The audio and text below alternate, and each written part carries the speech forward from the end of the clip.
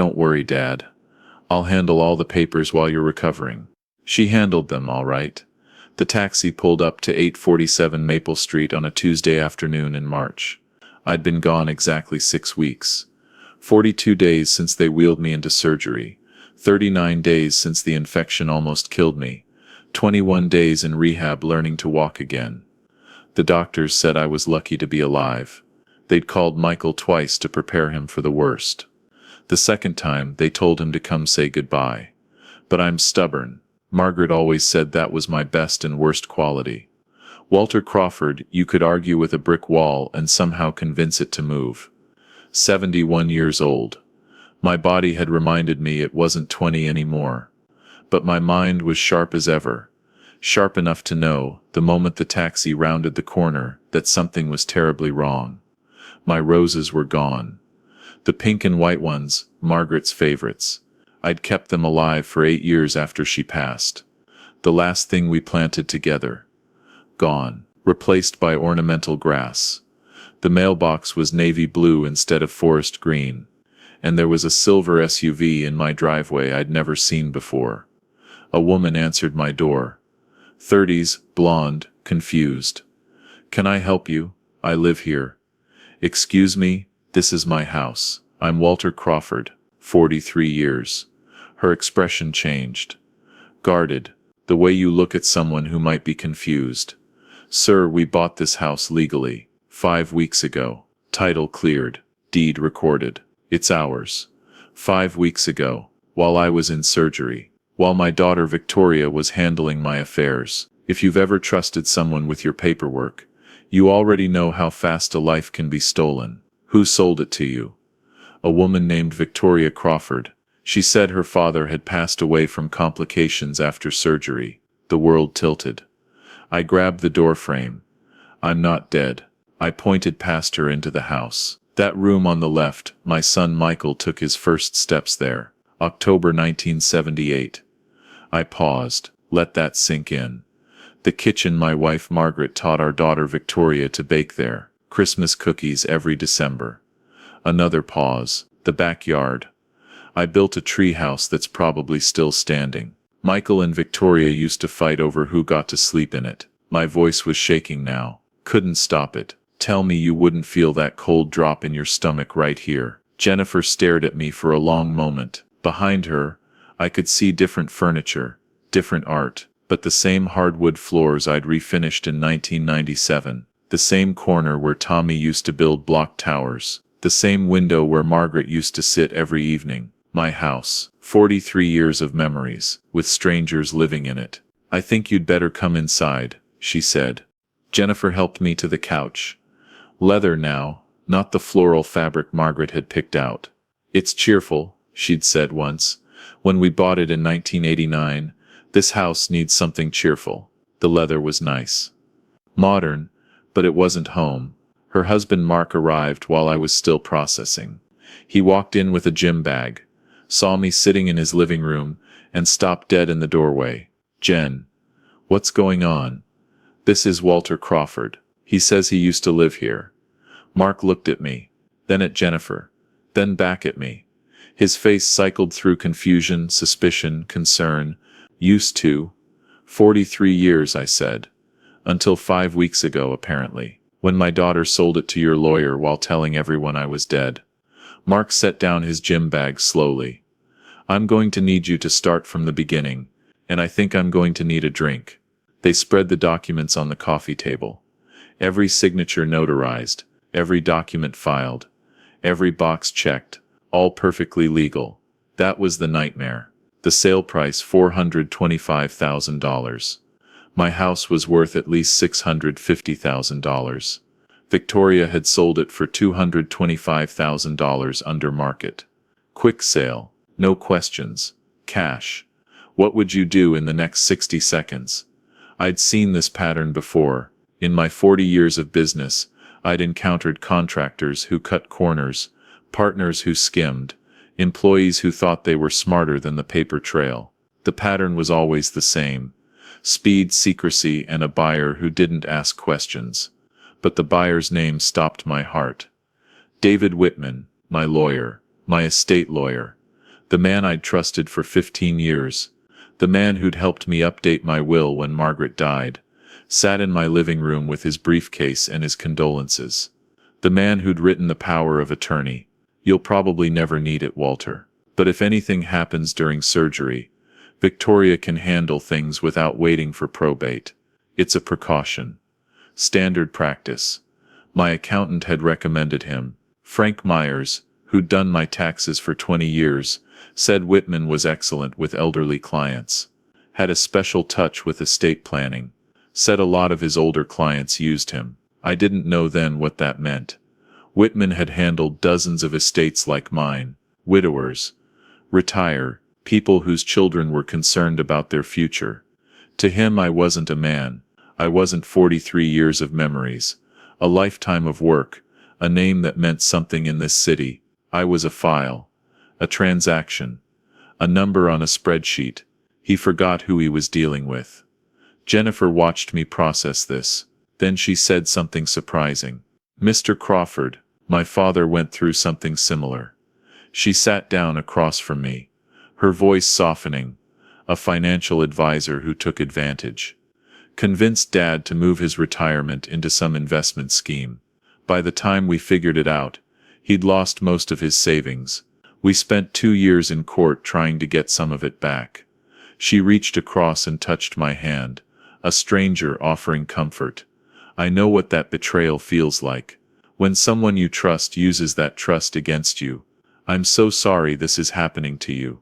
I looked at this woman, who had every reason to see me as a problem, as a threat to her new home, as a complication she didn't need, offering genuine compassion. Thank you. That means more than you know. If you were in my shoes, what would you do in the next 60 seconds? I borrowed their phone. My cell was dead, hadn't been charged in 6 weeks, and called the one person I could still trust. My son Michael. Michael arrived within the hour, breaking every speed limit from Columbus. When he walked in, his face went through stages. Confusion first, the kind where you keep looking around, trying to understand the joke, waiting for someone to tell you the punchline. Then denial, shaking his head, muttering, "No, no, no," under his breath. Then anger, hot and quick, his hands clenching into fists. Then something colder, a hard determination I recognized from the mirror. From 40 years ago, when a contractor tried to cheat me on the Riverside Bridge, and I spent 2 weeks proving every invoice was fraudulent. We're going to fix this. How? First, we find out exactly what Victoria did. Every document she signed, every account she touched, every lie she told. Then we get your house back. Then we make sure she never does this to anyone again. He looked around the room, my living room, where I'd bounced him on my knee, where Margaret had sung him to sleep, where we'd celebrated every birthday and holiday for 4 decades. And then she pays. For every single day you spent in that hospital while she was planning this. Michael had spent 20 years tracing money and finding fraud. He'd worked with federal investigators, testified in court, helped catch people who thought they were smarter than the paper trail. What Michael found next is the part most people wouldn't believe without receipts. We went to his hotel room. He wouldn't let me stay alone, and he started making calls. The First Bank couldn't discuss account activity. Privacy regulations, sir. We can't even confirm he has an account here. He's sitting right next to me. He can verify his identity.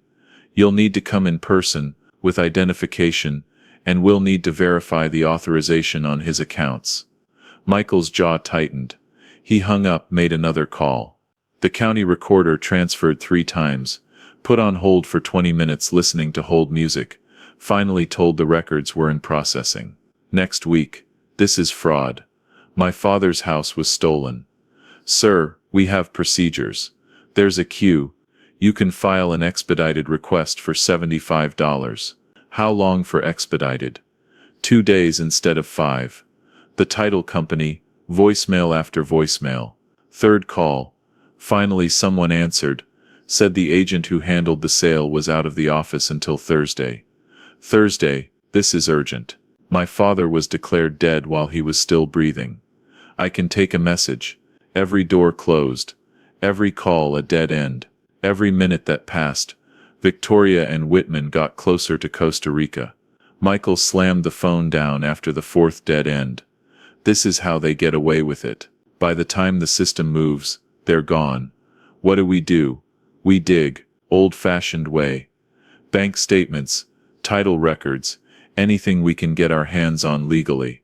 One detail in those emails changes everything. By midnight, after 6 hours of dead ends and hold music, we had a timeline. Michael spread printouts across the bed like crime scene photos. Bank statements, phone records, email headers, worse than I'd imagined. Victoria had been pushing me about estate planning for months before surgery. Questions about my will, the house, the accounts. Dad, where do you keep the important papers? Just in case. Dad, have you updated the beneficiaries on your accounts? Dad, what's the account number for your savings? I'd written the numbers down for her, given her the information she asked for, because she was my daughter. I'd thought she was being responsible. I'd thought she was finally thinking about the future instead of the next crisis. She was setting the stage. Dad, Michael said, looking up from his laptop with an expression I'd never seen before. Disgust, maybe. Or grief. Or both. I found the emails. What emails? Victoria and Whitman. 6 months of correspondence. Since before you even scheduled the surgery. He turned the screen toward me. Dad doesn't even know what these papers mean anymore. Last time I visited, he couldn't remember where he put his reading glasses. This will be easy. I stared at the words. My daughter's words. About me. This will be easy. I've spent 43 years building things that don't fall down. Bridges. Overpasses. The Riverside Bridge, my name is on a plaque at the East End. And my daughter thought I was too senile to notice she was stealing my house. But there was more. Another email. 3 months earlier, Michael gets everything handed to him. The business connections. Dad's respect. The golden child's treatment. I've been struggling for years while he gets praised for everything. It's my turn. I deserve this. My daughter didn't just want money. She was jealous of Michael. Of what she thought he had. All those years I'd bailed her out. The failed businesses, the credit cards, the divorces. She hadn't seen love. She'd seen weakness. She'd seen an ATM with a heartbeat. I remembered Victoria at 16. Report card day. Standing in the kitchen, crying because Michael got straight A's again.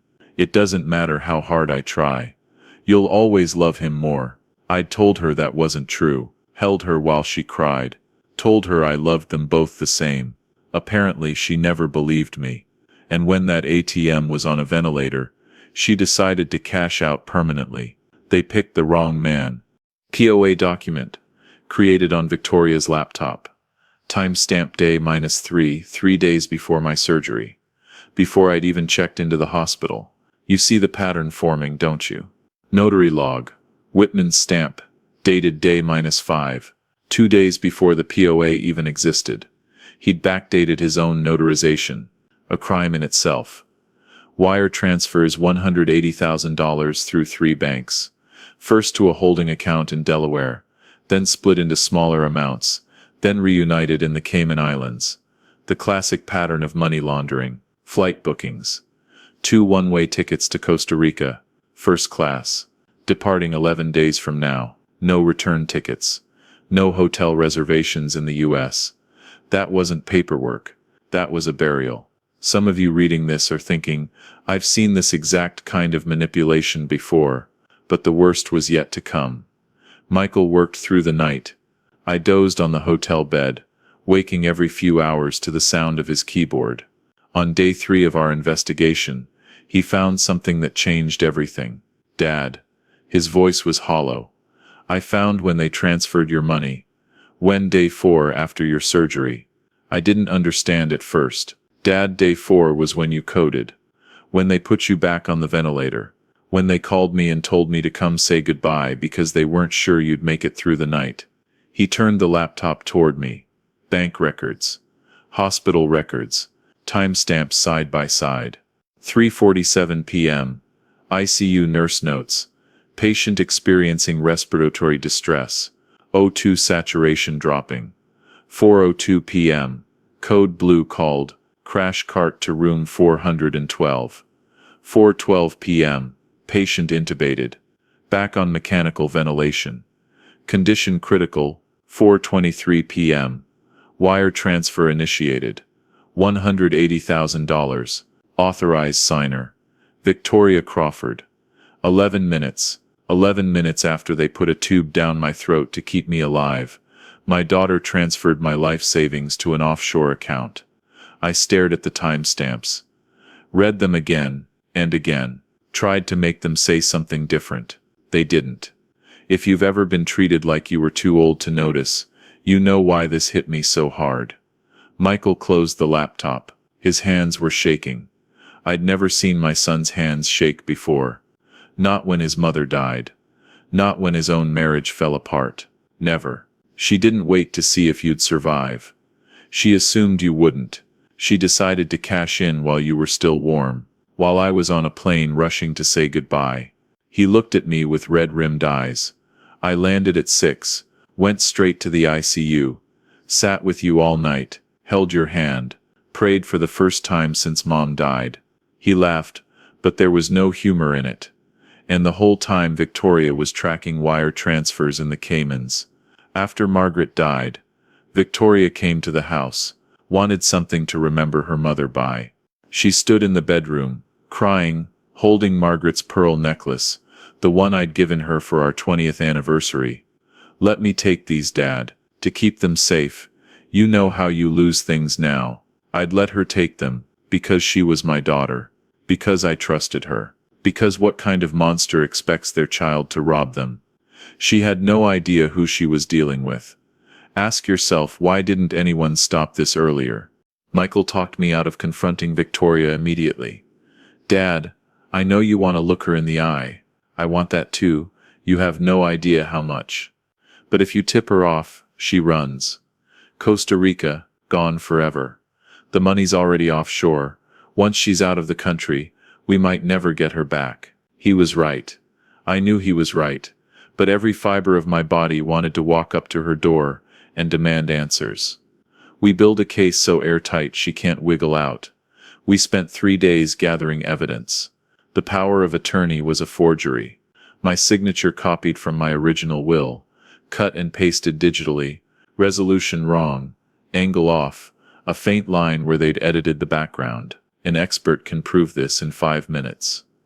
Michael said. The notary logs finally came through. Whitman had backdated his stamp by 2 days.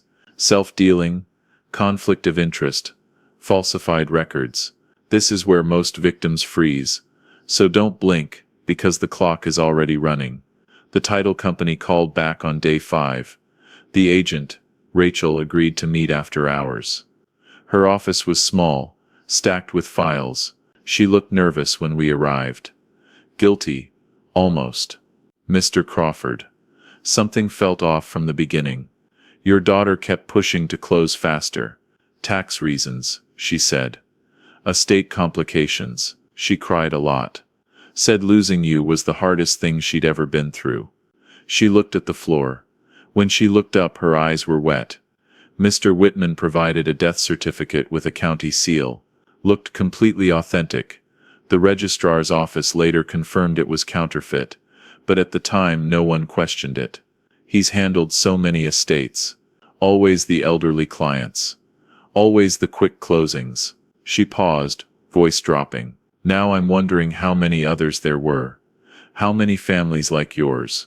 Just wait until you hear what the title company accepted as proof. Rachel gave me a 4-page statement. Emails, texts, and the forged death certificate. My name, my date of birth, cause of death, complications from surgery. Filed day 3, while I was still in the ICU, still fighting to breathe. My daughter had declared me dead while I was still alive. By day 6, Detective Morrison had arrest warrants. But Michael had a different idea. There's a real estate conference tomorrow, Michael said. We were in his hotel room, surrounded by printouts and laptop screens. David Whitman is speaking on a panel.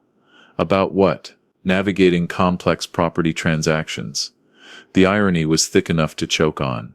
Victoria's on the registration list. They're not hiding. They think they've gotten away with it. Flight to Costa Rica in 5 days. They're just running out the clock.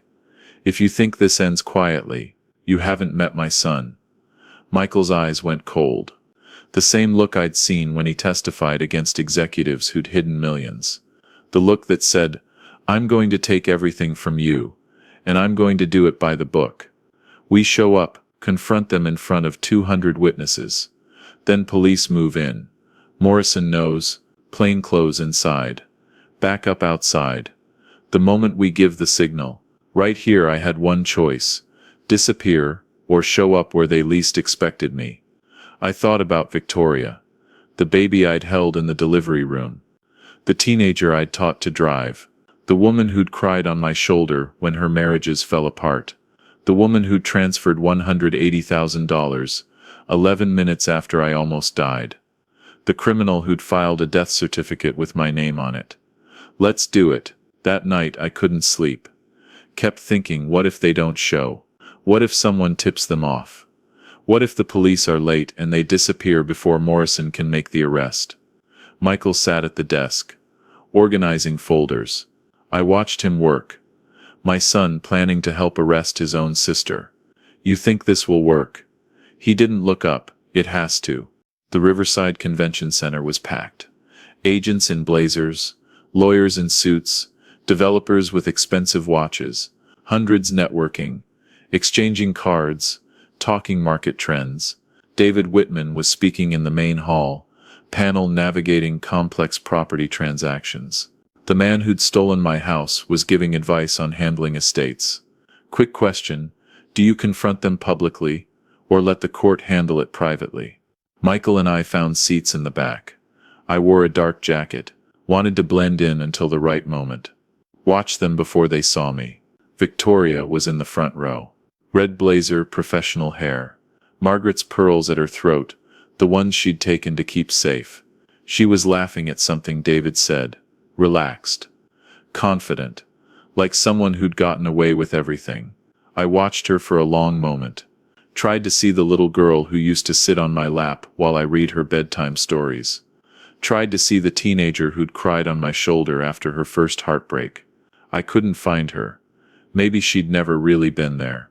Not for long. David finished his presentation to polite applause. The moderator, a woman in a gray suit, opened for questions. Michael squeezed my wrist. The signal. I stood up. Slowly. My hip protested. I have a question for Mr. Whitman. David squinted toward the back, trying to see who was speaking. Mr. Whitman, tell us about 847 Maple Street. Walk us through that particular complex property transaction.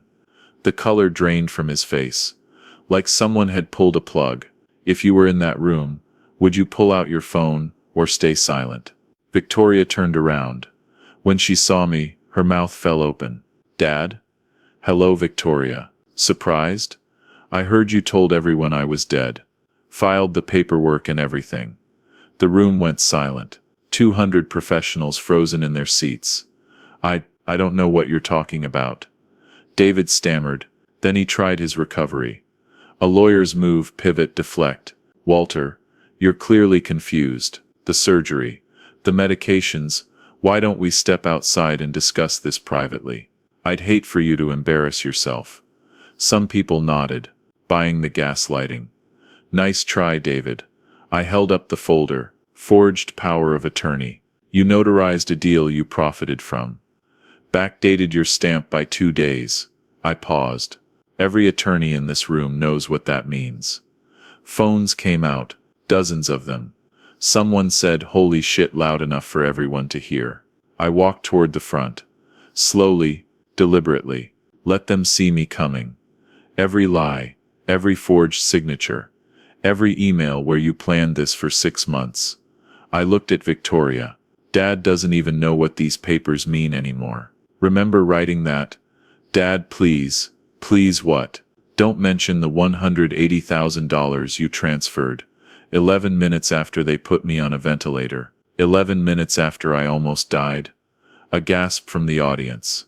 Can you explain why you're wearing your mother's pearls while you wait for Costa Rica? She had no answer.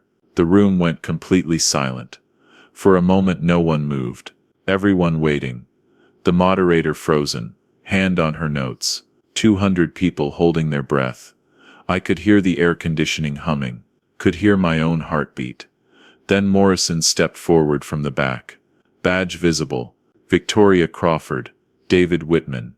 You're under arrest for real estate fraud, forgery, elder financial abuse, and conspiracy to commit wire fraud. David went quietly. Professional calm even as handcuffs clicked. He was probably already calculating his defense, figuring out which colleagues to call, which judges owed him favors. He straightened his tie before they led him away. Habit, I suppose. The kind of dignity that comes from decades of pretending to be respectable. He didn't know the Bar Association had already been notified, that every estate he'd ever handled was about to be audited, that 3 other families would come forward in the next month with similar stories, 3 other elderly clients who'd trusted him, 3 other lives he'd tried to steal. He thought he was untouchable. He thought he was too smart, too connected, too respected to face consequences. He was wrong. Victoria was different. She cried, begged, tried to explain. Dad, I can explain everything. Can you? Explain why you were cashing in my savings while I was dying. I was going to pay you back, with what? Frequent flyer miles from Costa Rica. I shook my head. You weren't coming back, you were running. If you believe people should face consequences even when it's family, you'll understand why I did it this way. At the door she looked back. One last time. I'm sorry, Dad. Everyone's sorry when they get caught. They led her away. I watched until she disappeared through the doors. Michael put a hand on my shoulder. You okay? No? I looked at the folder. But I will be. The legal process took 7 months. 7 months of depositions, hearings, motions, and continuances. 7 months of sitting in courtrooms, watching lawyers argue about my life like it was an abstract problem. David Whitman pleaded guilty to multiple charges: forgery, fraud, elder abuse, conspiracy, wire fraud, notary misconduct. Disbarred immediately. The judge, a woman named Harrison who'd seen this kind of case before, sentenced him to 5 years in state prison, $500,000 in restitution. During the sentencing, she looked at him with something like disgust. Mr. Whitman, you were entrusted with the most vulnerable moments of people's lives. Families came to you when they needed help protecting what they'd built, and you used that trust to steal from them. She shook her head. The bar should have caught this years ago. The Bar Association launched an investigation into every estate he'd ever handled. They found 3 other cases. Same pattern every time. Always the elderly. Always the quick closings.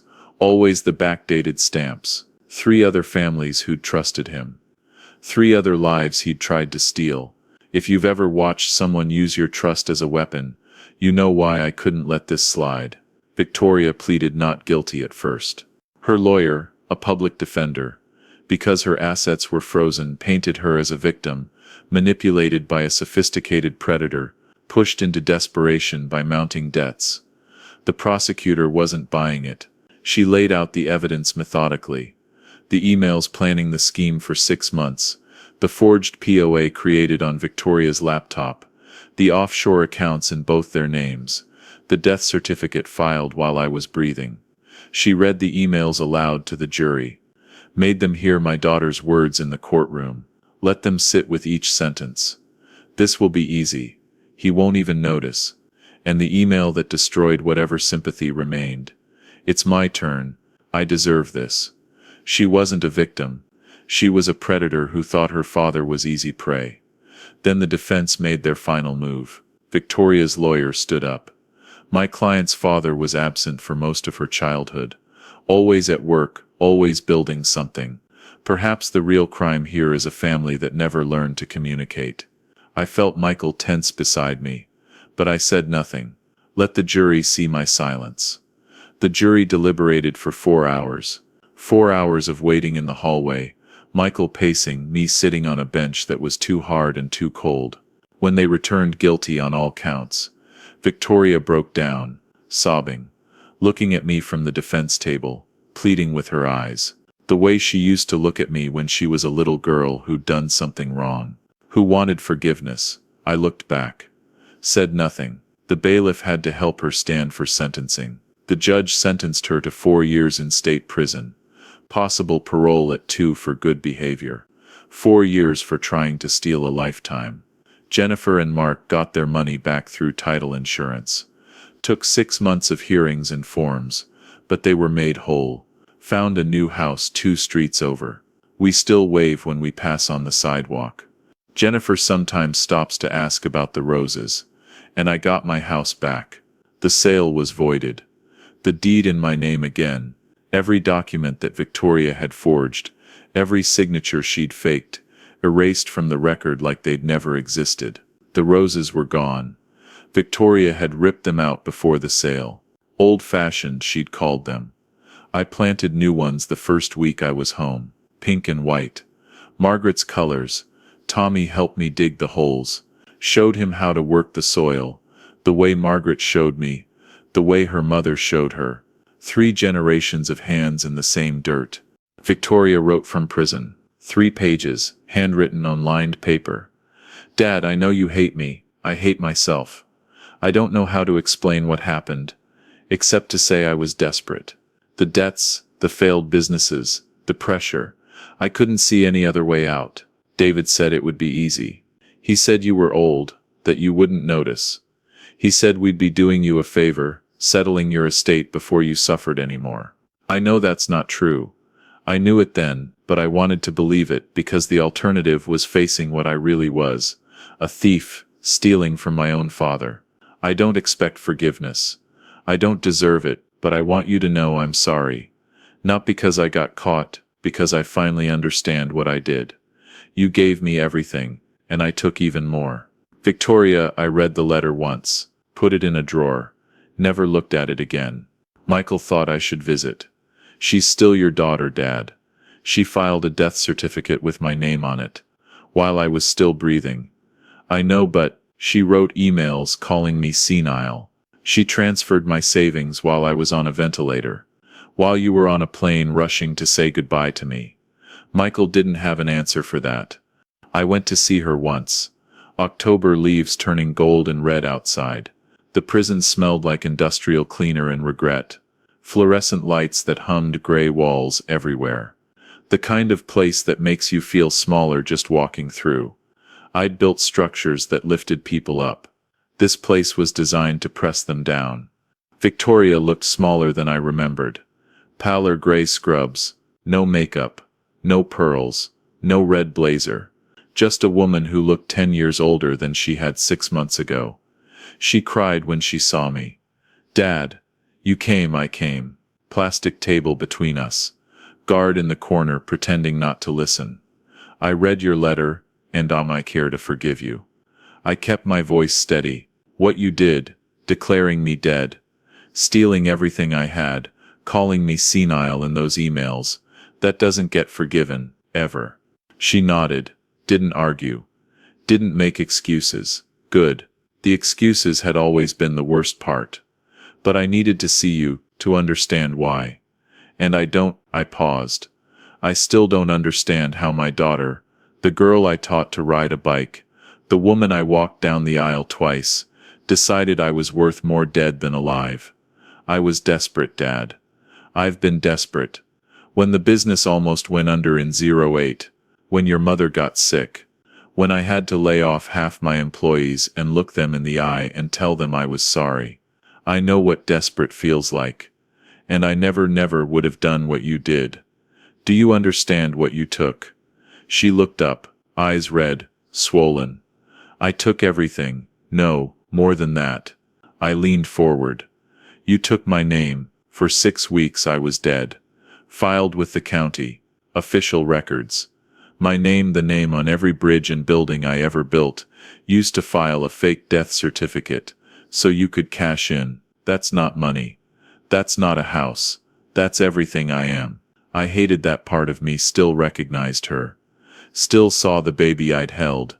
Still remembered teaching her to ride that bike in the driveway, her hands gripping the handlebars, trusting me to keep her steady. Dad, don't apologize again.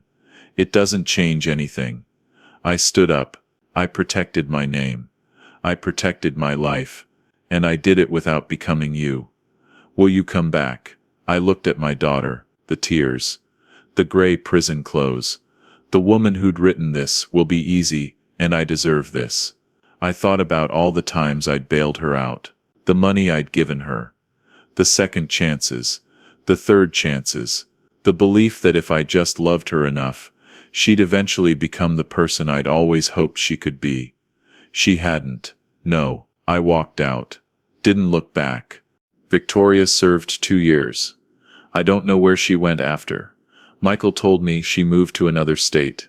Started over, got a job somewhere, working retail, he said. Living in a small apartment, no husband, no children who would visit. Starting from nothing. I didn't ask for more details. I didn't want to know. Whitman served 4. Got out early for good behavior. The system always rewards the ones who know how to play it. Moved to Florida after release. Started calling himself a consultant. Last I heard, he was working with elderly clients again. Some people never learn. Some people just find new victims. The system moves on. The files close. Life continues. I still live on Maple Street. The roses bloom every spring, pink and white. Margaret's colors. Tommy comes to visit most Sundays. He's 14 now, almost as tall as me. Helps with the yard work. Asks about his grandmother. Sometimes he asks about Victoria. I tell him she made choices. Choices have consequences.